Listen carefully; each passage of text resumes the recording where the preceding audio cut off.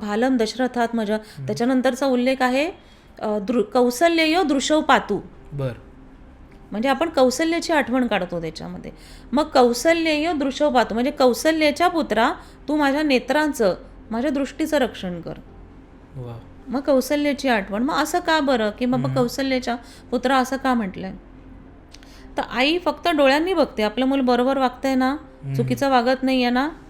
म्हणजे बरेचदा आई सगळे असतील आणि शब्दाने सांगू शकत नसेल तरी आईच्या डोळ्यात बघून मुलाला कळतं की नाही नाही, याला हात नाही लावायचा या वस्तूला, किंवा हे मागायचं नाही आहे.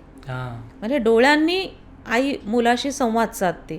म्हणून आपल्या डोळ्यांचं रक्षण करायला आपण, हे कौसल्याच्या पुत्रा तू माझ्या डोळ्याचं रक्षण कर.